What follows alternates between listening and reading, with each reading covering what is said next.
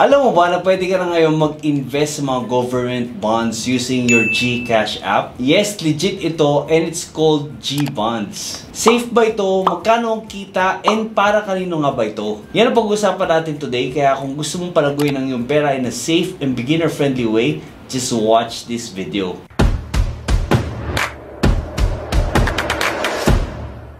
So first, pag-usapan natin, ano nga ba itong G-Bonds? So short lang ito for government bonds or yung mga in-issue ng gobyerno natin para makalikom ng pondo. Pero dahil nasa loob nga siya ng GCash application, tinawag na lang itong G-Bonds. So ang goal nitong G-Bonds na to is ilapit itong investment instrument na to sa mga ordinaryong Pilipino. Para di ka na pumunta sa mga bangko or mag-open ng mga complicated accounts, mas madali na siya kasi nasa loob na siya ng GCash. And one tap away na nga lang ang pag-invest dito sa mga government bonds na ito. So unang tanong, safe nga ba ito? So yes, very safe. And ito ang investment nito ay tinatawag nga ring risk-free asset. So ibig sabihin kahit anong mangyari, talagang guaranteed ito ng mga governments. So hindi lang dito sa Pilipinas may mga government bonds. So marami rin iba't ibang country ang nag-issue nitong mga government bonds na ito. So ito guaranteed return yung capital mo dito kasi sagot ito ng mga governments. Okay, so paano nga ba mag-invest dito sa G-Bonds? So first, syempre kailangan mayroon ka ng GCash account and available nga yan sa mga App Store or Google Play Store. So first, mag-register ka muna. So meron tayong mga tutorial videos dyan. So kindly check that out. And once nga na nakagawa ka na ng account dyan, so meron tayo dito, ayan, meron tayong dashboard dito. And all we need to do is go to G-Invest. Ayan, so G-Invest. And then may makikita tayo dito, Start Investing, G-Funds, G-Stocks, PH, and G-Bonds. So lahat yan, maganda talaga yan. And pinakita ko nga yan sa mga previous videos ko kung paano nga tayo makapag-invest dyan. And even G-Crypto. Ayan, meron na cryptocurrency dito sa GCash. So ang pinakabago dyan is itong G-Bonds. So guaranteed income. Yun yung sinasabi ko. Guaranteed nga ito. And click na lang natin yan. Okay, so what is G-Bonds? Bonds are government-issued securities.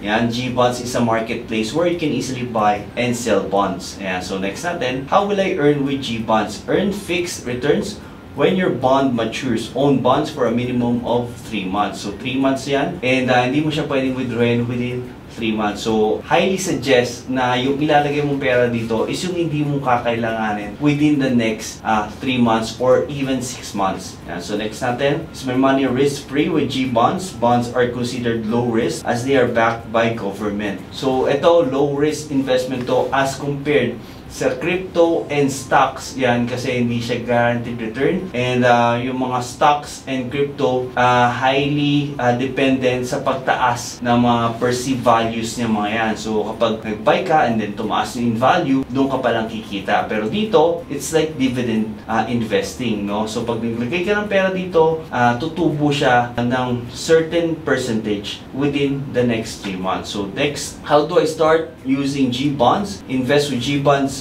for as low as 500 pesos. So yan nga, binabaan din nila yung pag-invest dito sa G-Bonds kasi dati, so dati na naman, no? So yung as compared sa stocks dati, 25,000 ang minimum dyan.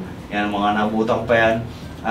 Even before, talaga kailangan mas mataas pa, 100,000 daw dati. Pero binaba nila, ginawa na 25 ngayon. For as low as 500, pwede ka mag-invest in stocks. Same thing with G-Bonds, no?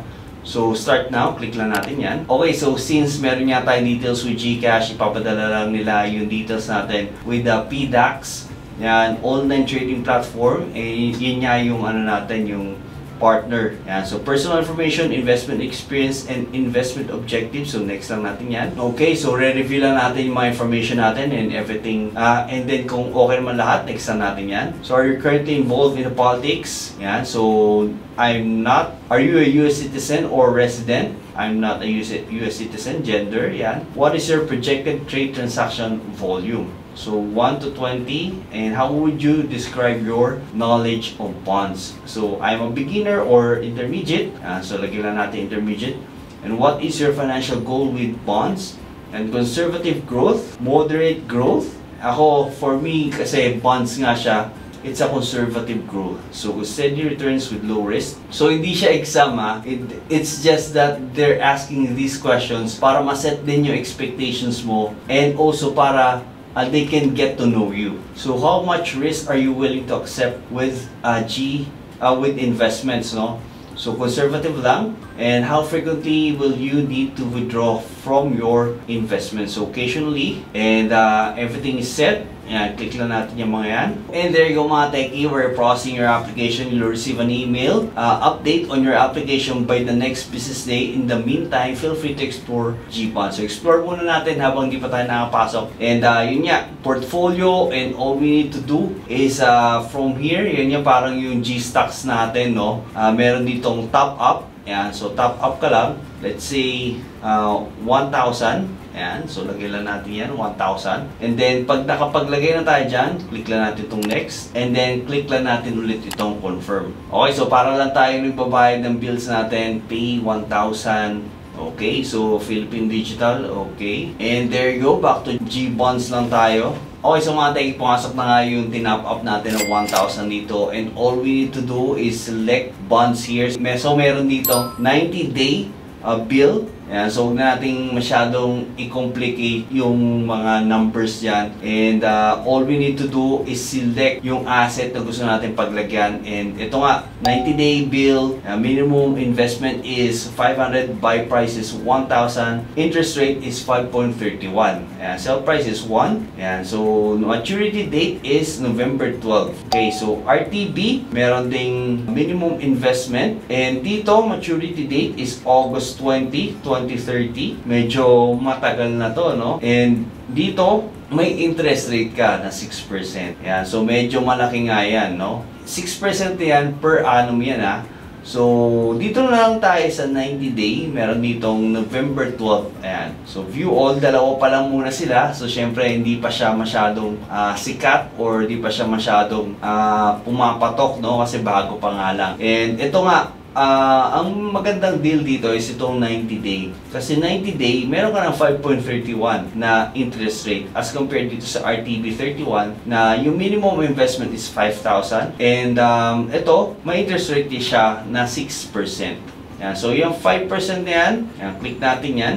Okay, so ito nga, since pending approval pa nga lang tayo, hindi pa tayo makapag-go through sa buy and sell natin itong 90-day bill natin na GBonds. So ito, pag click mo na asset, ito yung makikita mo yung summary. And then, all you need to do is just click this buy. And so, once ka na mag-buy ka na, mapupunta yan sa portfolio value mo. And so, makikita mo yung portfolio. So, since hindi pa nga natin siya nababay, wala pa nga siya dito. Ayan, so transaction mo is nandito rin. Ayan, so kompleto. So you can read about the 90-day bill. Ayan, so treasury bills are short-term, 1 year or less. Debt securities issued by a government. The duration of a T-bill could either be 91, 182, or 364. T-bills are sold at a discount with the same face value when the T-bill matures. The government pays you the full face value, which is yung capital mo.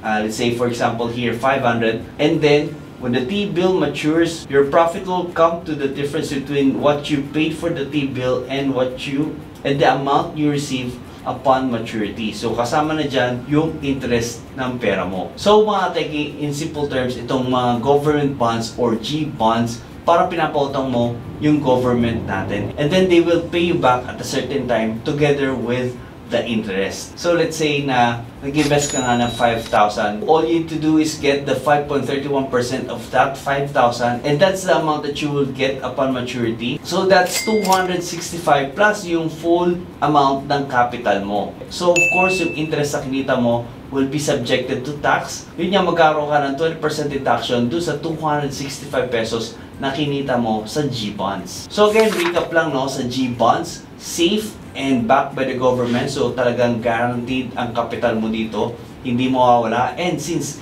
nasa loob nga siya ng GCash, very secure nga ito. And also beginner friendly. It starts with 500 pesos.